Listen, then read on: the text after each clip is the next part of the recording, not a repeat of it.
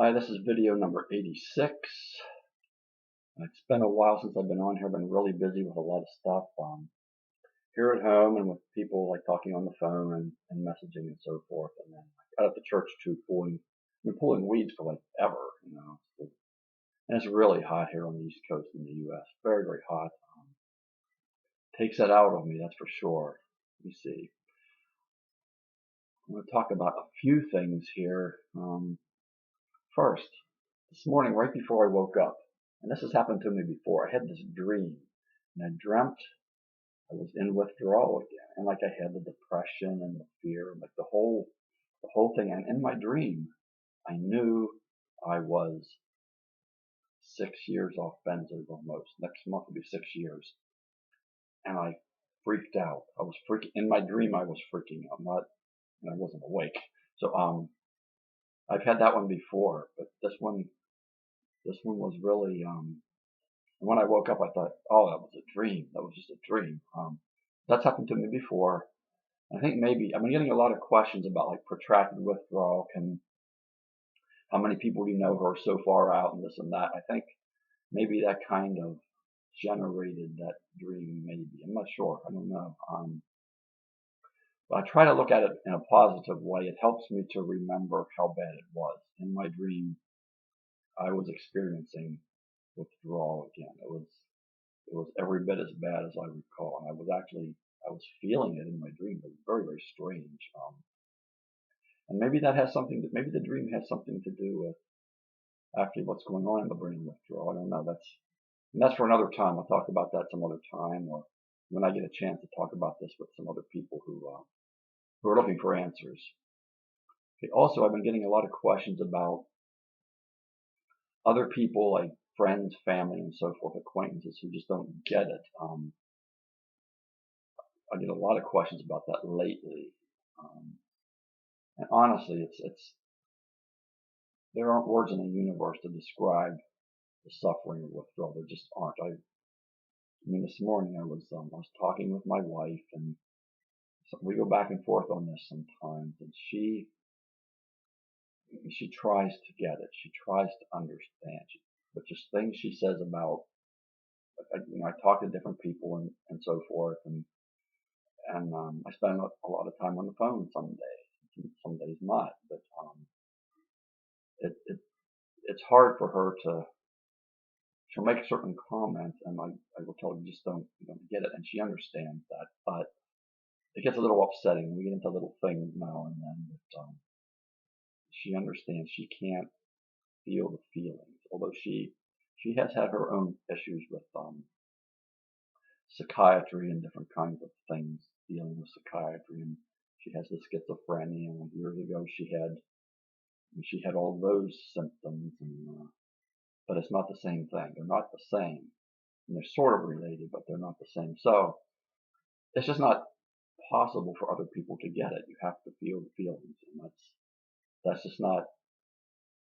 For them to do that, they would have to go into withdrawal. I really wouldn't. I mean, there are some people in my journey that I would think like, I would just like to see them experience withdrawal for a little bit, but that's in my lower moments. I think I really would not want anyone to have to go through this because it's just nasty, as you know. Anyway, I got a number of emails here. I got let me see, actually just two emails, but there's a lot to them. And the first one, I've never actually answered anything like this. It's from Karen. Let me see. Now the first one's from Christine. Okay. Thank you for answering my question. I have another question. I've read several times about the dangers in mixing benzodiazepines and opiates. What is your take on this? I was prescribed a benzo and an opiate when I had very strange, severe anterior neck pain during my hyperthyroid stint. I fear this did more damage. Okay. I don't have a lot of experience with opiates myself. I have had surgeries in my life in the last number of years where they will give me a prescription for opiates, and I will often fill it, or opioids maybe, like hydrocodone and Vicodin and different kinds of things. And I have taken a few of them over the course of time, but they make me feel kind of sick and really weird. And I just kind of stayed away from them. And when I had shoulder surgery one time, the pain was very, very bad, and I did actually take them for a few days. And they would give me like constipation and make me feel really bizarre. So I typically would stay away from them. But I do know people who have taken opiates and benzos at the same time. One that comes to mind specifically is there was a woman in Benzo Buddies. In Benzo Buddies, her name was Chrysanthemum, and she was off the benzos and going through withdrawal, but she was still on some sort of opioid or opiate, and she was tapering from that. And each cut, like she would feel really, really bad, but she did finally get to the end of that, and she got to a point where she was well. She wrote her success story. Um, I've messaged back and forth with her a good bit. She's very well. She's not one to spend a lot of time in the forums and so forth. Now she had other parts of her life that she's doing a lot of things with. So anyway, she's the one that comes to mind. So if you want to, I don't know if you messaged her on Benzo Buddies that she would respond or not. I don't even know if she goes back there anymore. But she's one who did get well. She had back surgery or some sort of surgery that they put her on something, one of the opioids, and she had a really hard time coming off of it, but she did it, so she was successful. She's well. I think opioids probably, I'm pretty sure they don't mess with GABA receptors at all. They're different receptors. I don't think it's not like an additive effect. I think they affect the CNS in different ways, so I don't think there's a danger there. Another thing that comes to my mind is when I was in withdrawal, I attended on, I think, Wednesday nights a substance abuse group.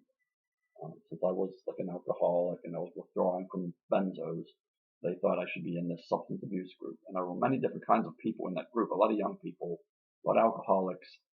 A lot of the young people were addicted to opioids, painkillers. And I can remember they would come in, they would be sick for a while, they would leave, and then they would come in again like a while later, because I was in there a year or so. But most of them were on Suboxone. Like I guess that's something that is used to help you get off of opioids. I'm not sure. But they all got well. I mean, I knew quite a few of them. They got well. So I don't think like opioids by themselves are not that tough, compared to benzo withdrawal. Other things that can do damage are alcohol. It's alcohol for one. Like that's one I have a lot of experience with. I drank for a long time while I was on benzos, and alcohol affects the same receptors. It's not the same binding site, but the same receptors, GABA receptors. And I'm well, so I don't think it's a matter of these things actually doing damage, any more damage than they would otherwise. People get well from them. I saw many in my substance abuse group get well. And you read about people getting through it and so forth. So that's not, I mean, this is just like, I think this is a point of fear, like in benzo withdrawal. You're worried about, well, I did this at one time in my past, so it's affecting me, and I'm not going to be well. It did some permanent damage. Well, that's not, I don't think that's the case at all. That's just one of those fears. When I was seeing my therapist and I was like, I was withdrawing from benzos and alcohol, she just shook her head like I was hopeless. Like she said, like 40 years is a long time to drink, and 13 years is a really long time to be taking benzos. And she just kind of shook her head, and I felt like I was doomed, but she clearly was wrong. So I think this is it's the symptom of fear that everybody has in withdrawal. And I don't see it as being a problem really. I think once you start feeling better from your withdrawal, I think that fear will pass. Okay. And the next one is, let me see how much time I have here. Okay, 10 minutes about. The next one is from Karen, from, I think she lives in London. Let me see. I was also wondering what you thought of other people's thoughts on things such as receptor damage, brain swelling, central nervous system damage, and also some people say that these drugs are fat soluble instead of water soluble. So they say that parts of the drug are stuck in your body and your brain for a long time. And then, as I said, Yolanda Lucire, maybe is her name, says that it's all down to gene mutation. These are just a few of the different theories I've come across. Thought you might give you some food for thought. Thanks. Okay, there's a lot to this one. A lot of times I'll pick something out and then I'll think of something else that happened to me recently, and so I'll go through this. This might take a little while. You see, the first thing, receptor damage. Okay, the receptor damage is what it is, and this is, it has to do with alteration of gene expression, which I've talked about before. And the damage actually is where the brain changes the protein structure of some of the subunits in the GABA receptor, making it can't do what it was designed to do, what it's been designed to do. So it changes the receptors in that way. I don't know. I guess you could call that damage. They're different than what the genetic code, what the DNA codes for. I mean, the content, the protein content has changed. And I guess there is also evidence that sometimes they are changed to the point where they are reabsorbed into the neuron, I guess, the body of the neuron, which I think it's called the cytosol, if I recall. So those are two things that happen, like the protein composition can change, or the receptor can actually be reabsorbed, which sounds terrible, but essentially all that, like the receptor basically is 5 proteins. That's what it is. And it can certainly be unreabsorbed, can be recreated or resynthesized. I think the body can do that very rapidly. I am amazed at what the brain can do very quickly. Okay, the brain swelling thing. There's this paper that has gone around by some work that a gentleman named Later, I think is his last name, and it showed he studied the brain size, I guess, of individuals who, I don't know if they were still alive or what. It was not a very big sample of brains. Like the population for this test was not big.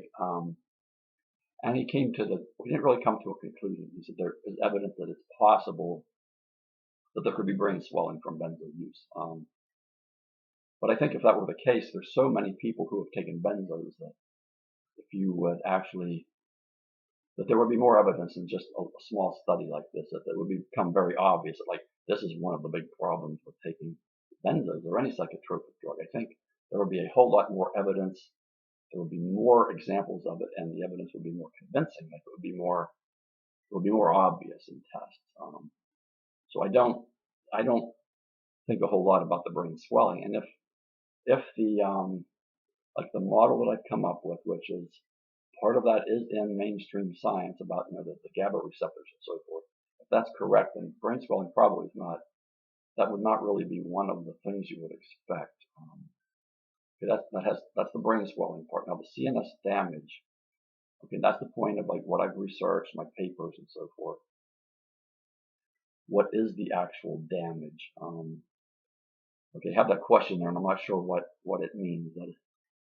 Okay, the point of my research has been, okay, what's the damage? If we want to try to fix it and reverse it, what is it? And I've come up with a number of what I call scenarios of what the brain perhaps has done, and I think probably has done, to deal with what benzos have done to the brain. Benzos do a certain thing, and then the brain, to change what the benzos have done, does some things too. It kind of does it to itself. So I think the actual damage itself, like that, I'm hoping soon that like we're going to have a discourse here and with some scientists and so forth, and have a discussion of what actually has occurred or what appears to have occurred in people who have taken benzos. Okay, solubility of drugs. Okay, this I keep getting this question over and over from different people. Benzos are not lipophilic, okay? Meaning, okay, lipo is fat, philic means loving. They are not fat loving. They are not. They're not hydrophilic either. Hydro, water, philic, love. They don't love water either. They're kind of in between, but they don't have. They're not completely miscible with water, but they do have an appreciable solubility. So that affects their lipophilicity, their love of fat. Generally, when something has appreciable solubility, it's not lipophilic. It's not. Lipophilicity and aqueous solubility are related. They're related. And in the body, your body is always, it metabolizes various kinds of chemicals. And if they are appreciably water soluble, it will excrete them in the urine, usually. They don't stick around for months. They just don't. They're gone in a day to several days, depending on which benzo is involved. Valium, I think, is one that has a very long half-life, so it will stick around longer. It does not get stuck in the fat. Pieces of the molecule don't get stuck in the fat. That makes no sense whatsoever. That just does not happen. When I worked, I studied fate and transport of chemicals in the environment, and especially organic chemicals, organic compounds. And to determine where chemicals will go in the environment, organic compounds, especially when it has to do with absorption to soil, dissolving in water and so forth, and where those chemicals actually will go, where people can be exposed to them, you have to look at things like solubility and what are called partition coefficients. And partition coefficients are basically, there's this one, it's called the octanol water partition coefficient. And what that simply is the ratio of, what they do is they put the organic compound in this, it's a liquid made up of octanol, which is very, it's considered like a lipid. It represents a lipid, and then water. So you have this, it's a two-phase fluid. You put the organic chemical in there, and then you mix it around for however long they do it, and then you take a sample of the octanol and the water, and you look at the chemical concentration in each, and then the ratio is the octanol water partition coefficient. So the higher that coefficient is, the more lipophilic the compound would be. So that's how it's done, and that is related to solubility too. There are equations too that you can come up with partition coefficients from solubility. So I did this for decades. This is what I did. This is exactly what I did. I also studied like things that get into the body. There are compartments in your body, different compartments that there are partition coefficients for each one. Organic chemicals come in, they can go back out according to these partition coefficients in each of these compartments. So it's not, things don't hang around in your body. Like, there are things that are lipophilic, and I've talked about this, like PCBs, dioxins, coal tar compounds. There's like probably hundreds to thousands of those. Something else that will stay in the body for an appreciable amount of time is lead. It's not an organic compound, but it has its own model. Like the EPA has a model for it. It's called the lead biokinetic uptake model, and the model will partition different kinds of things based on dose that someone might take or have, and determine what's in each compartment. And they use that model to determine risk to individuals who have somehow ingested or inhaled or otherwise been exposed to lead. So this is not, these drugs do not stay in the body for a really long time. It's not like that at all. It's just not. Now this I am quite certain. This is what I did for a living. But I'm sure I'll see the question again at some point. So I wouldn't worry about that. That's not something to worry about. In the groups, there's a lot of stuff, like technical stuff, that people, they find somewhere that someone else wrote, and all of a sudden it becomes the truth. Well, a lot of that's not true. It's just not. Okay, she mentions Yolanda Hussair. I'm not sure if I'm saying that right. Who is a psychiatrist, I believe, in Australia. believe. At first I thought maybe she was a geneticist, but she's talking about what I believe is benzo withdrawal, like the damage being possibly genetic mutation.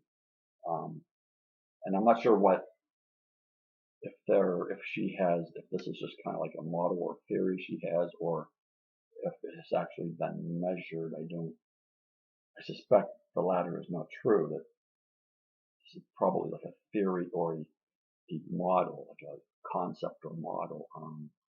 But it's interesting that this particular person, I think this is a genetic kind of thing, but I think it's alteration of gene expression.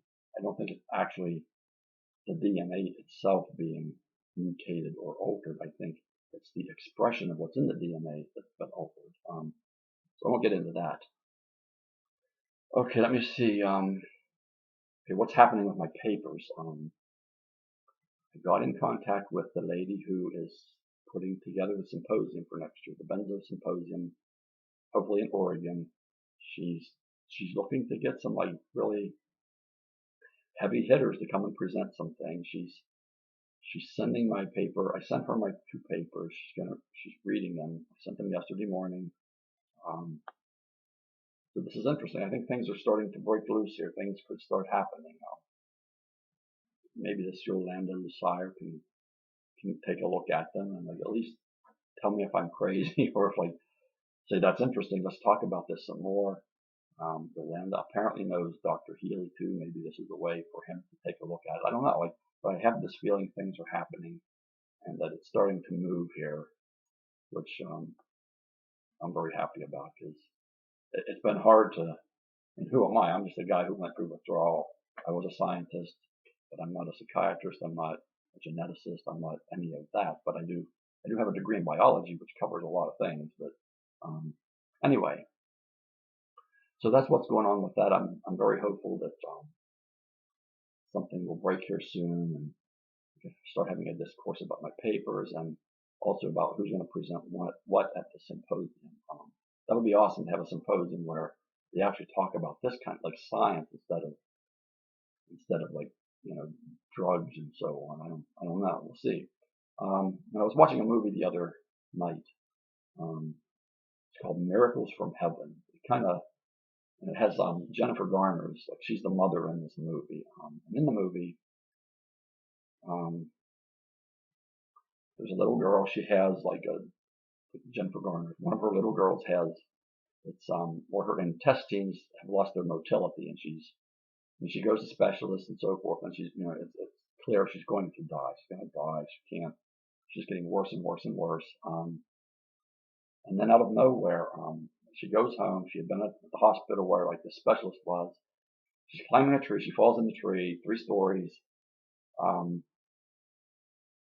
and they get her out of there by the firemen come and get her out.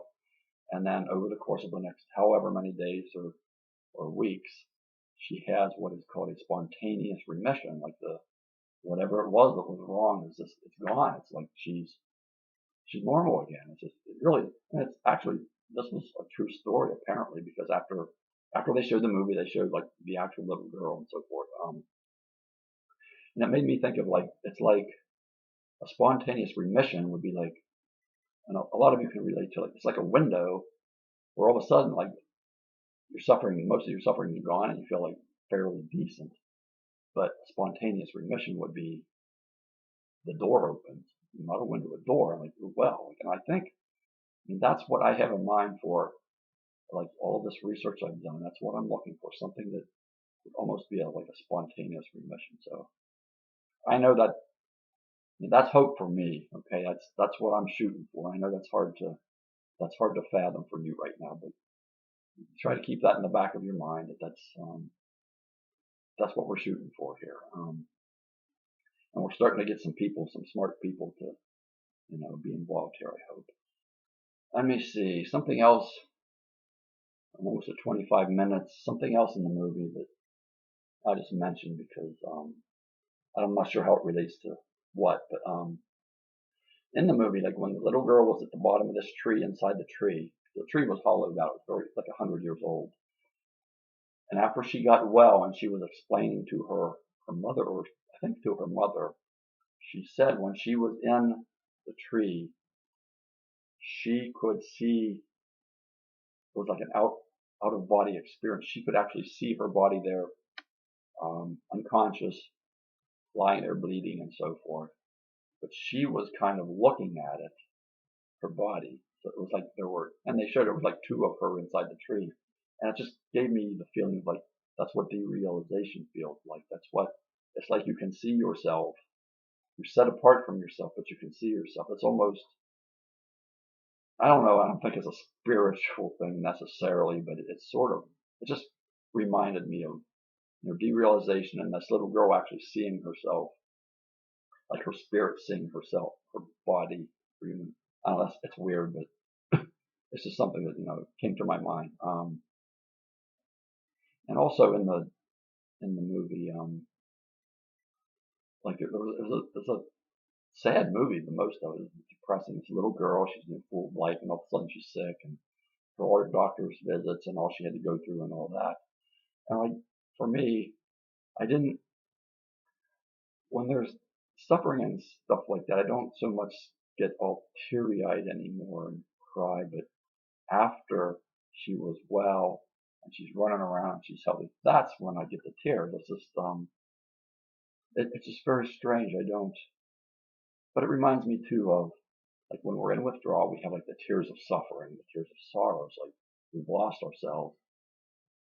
But when you get through it, like for me, tears of joy, just like absolute amazement and relief. And to me, there were tears of awe of what God has done for me. But I mean, the relief was tremendous. And you can't help but cry because you feel so good compared to what you felt like in withdrawal. So, okay, I'm at 27 minutes here now. I better stop here because it's getting really long. I can never, as much as I try to make a shorter one, I always end up, 25 to 28 minutes. So anyway, okay, that's all the emails I have for now.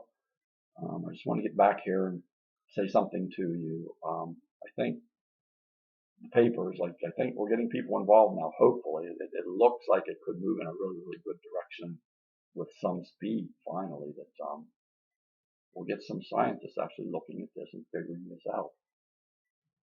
Because it's, as I talked to the lady who's putting this together, she said the science is. She talks about a new paradigm, a new way of looking at things. And I think it's got to be the science. It's got to be the science. It can't just be disrespecting psychiatry as it currently exists. You can't just, and there's a lot of problems with psychiatry as it is currently practiced, that's for sure. But okay, well, we know that's true, but let's find something here to do to make things better for not only people suffering now, but to prevent it in the future. So I think we're on our way there. I think that's a good thing. I like that paradigm a lot. So that's to me that's very hopeful, and we'll get the ball rolling here, and who knows what we'll come up with? You never know. You never know. A little girl had a spontaneous remission. I think it's absolutely possible that this could be in the future here for a lot of people. So just hold on to that and hang in there. You're healing. You're healing. Your body's trying to heal. It will heal, but you just got to hang in there and keep going one day at a time, one step in front of the other, and that's the way it's done. I better get off of here because I'm getting close to 30 minutes. Till next time, I'm right here. Bye bye.